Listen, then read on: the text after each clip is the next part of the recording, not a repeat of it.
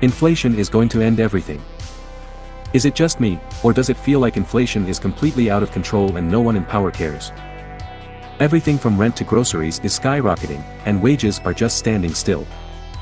I honestly don't know how people are supposed to keep up. Every paycheck seems to cover less and less, and yet companies are still raking in record profits while we struggle to get by. The worst part is how disconnected the people in charge seem to be. Politicians and corporate execs talk about inflation like it's just some abstract concept. Meanwhile, the rest of us are seeing our quality of life nosedive. We're sacrificing more, working longer hours, and having to make impossible choices about what we can afford each month. When is enough going to be enough?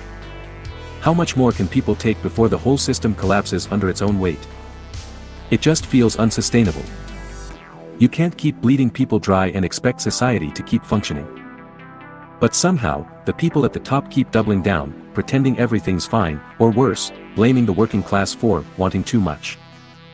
Something's got to give. If this keeps up, I don't see how we avoid some kind of economic or societal meltdown. The way things are going, it really feels like we're on the edge of a cliff, and no one with the power to change it is paying attention. Capitalism is ruining everything. I can't be the only one who feels like capitalism is completely ruining everything, right? It's gotten to the point where the only thing that matters is profit, and it's literally destroying lives. Housing prices through the roof because of investors and corporations hoarding real estate? Check. Healthcare so expensive that getting sick can bankrupt you? Yep. People working 3 jobs just to survive while the ultra-rich are out here buying mega yachts? Absolutely. Everything is a transaction now. Basic needs that should be human rights are instead privileges only a few can afford. And yet, the system just keeps getting worse. We're told that if we work hard, we'll succeed, but what does success even look like anymore? Most people are one unexpected expense away from disaster, and it feels like no matter how much you hustle, you are always just scraping by. Meanwhile, corporations are making record profits, and the wealth gap keeps widening. It's like the whole system is designed to keep us desperate and exhausted. And if you dare to criticize capitalism, people act like you're some kind of ungrateful dreamer. But at some point, we have to ask, how much longer can we pretend this is sustainable? We shouldn't have to work ourselves to death just to have a basic standard of living. Yet here we are, grinding day after day in a system that only rewards the few. The new age of slavery is coming. Like most, I have been pondering the end result of this zero-sum game of capitalism that our country has been playing. More specifically, what is going to happen when the poor and majority of working class can no longer afford basic needs such as food and shelter? How are these greedy corporations going to afford to operate when the majority of Americans can no longer afford to patronize them? How are these same corporations going to be able to afford to pay their workers when they lose a flow of revenue? And with hyperinflation on the horizon, how will they afford to pay the workers they must keep, competitive wages?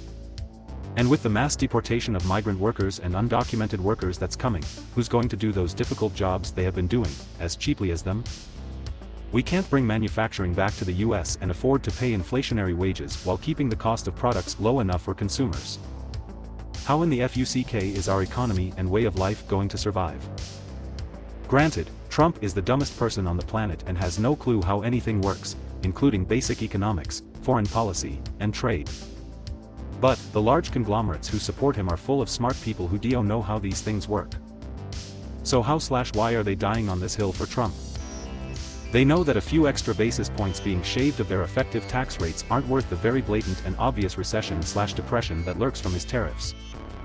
The cost of deportations, or the massive loss of tax revenues that Trump and corporations have enjoyed diverting into their pockets. What the hell are they thinking here? Then news started popping up about how the biggest private equities in the world, along with the likes of Bezos, have been buying up residential properties like crazy. Ranging from single-family homes to multi-family unit buildings and mixed-use properties. Then it hit me.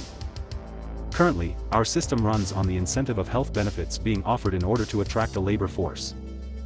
This has been the system for decades. Health benefits and pensions were offered as part of their compensation packages because they were able to afford to supplement those costs that individuals by themselves could never afford. And with these incentives, they would encourage workers to remain loyal to the companies and deter them from going to competitors and incentivize production. I strongly believe that housing is going to become the new standard of corporate benefits.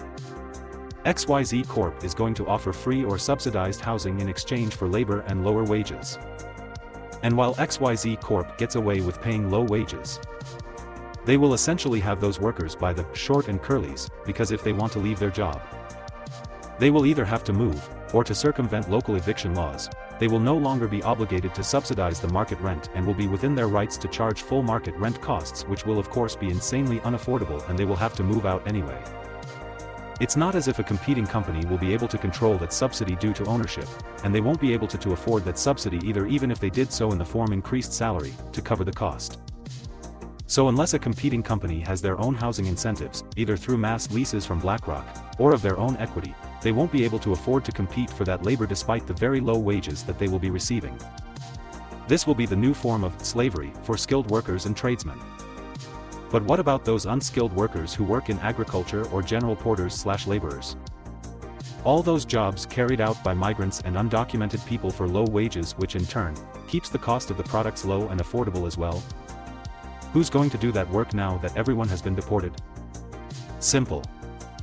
Go into contract agreements with the prison systems and now you have all the labor you need, and those prisons will now have more revenue streams in addition to their public subsidies, in order to keep them running. It will cost far less than paying people minimum wage, and because they're prisoners, they won't be able to quit or try to form a union or strike. Most will be grateful for the opportunity to work.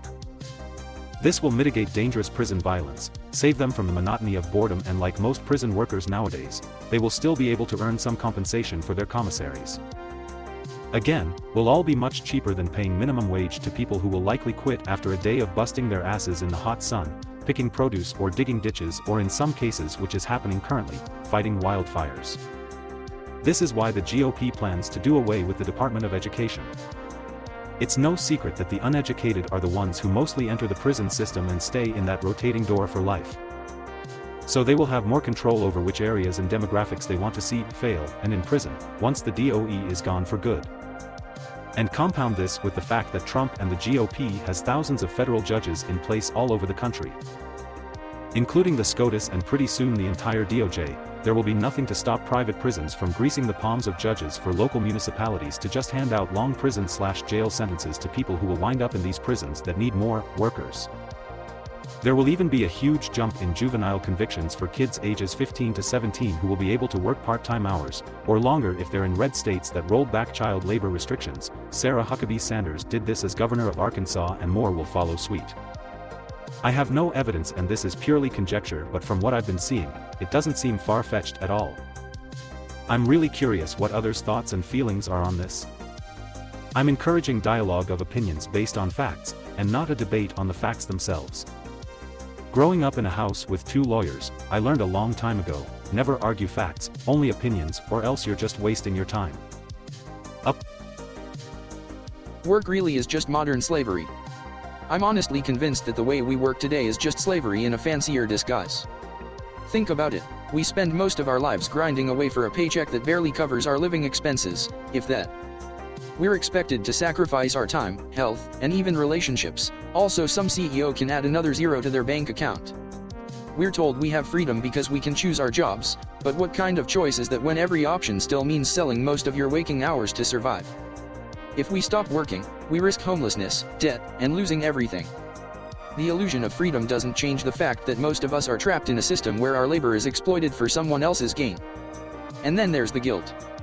We're guilted into overworking ourselves, made to feel lazy if we don't push ourselves to exhaustion, and expected to be grateful for even the most basic benefits. It's like our worth is tied to our productivity, not our humanity. How is this any different from being a cog in a machine?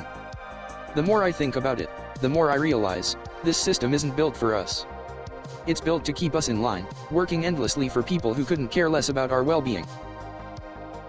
Hey everyone, thanks so much for sticking around until the end of the video. Your support really means the world to me. I truly appreciate you taking time out of your day to watch and engage with my content. If you enjoyed this video, don't forget to hit that thumbs up button and subscribe if you haven't already. I've got a lot more exciting content coming your way, so be sure to click the bell icon to stay updated.